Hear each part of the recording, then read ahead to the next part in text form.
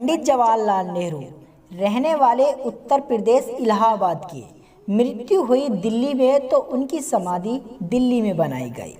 ऐसे ही सरदार वल्लभ भाई पटेल जन्म हुआ गुजरात में और उनकी भी मृत्यु दिल्ली में हुई तो उनकी भी समाधि दिल्ली में बनाई गई। अब बात करते हैं बाबा साहब डॉक्टर भीमराव अंबेडकर जी की।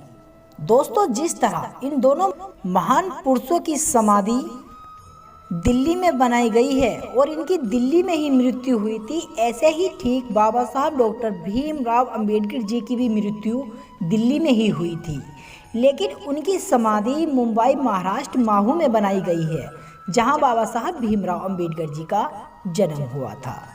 दोस्तों, जिस जगह बाबा साहब डॉक्टर भीमराव अंबेडकर जी की समाधि बनाई गई थी, वह स्थान दलितों के लिए किसी तीर्थ स्थल से कम नहीं है।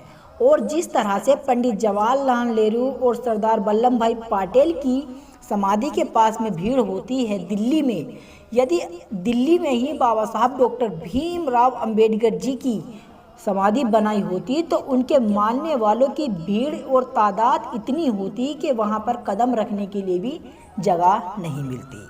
दोस्तों, यही तो राजनीति का खेल रहा है हमेशा से।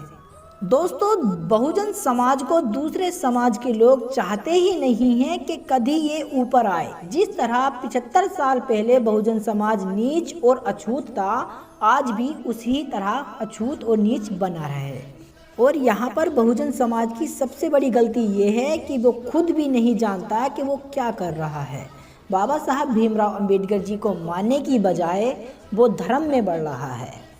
दोस्तों, बहुजन समाज भूल चुका है कि कभी प्राचीन काल में इसी ही समाज के लोगों को भगवान की पूजा करने का अधिकार भी नहीं था।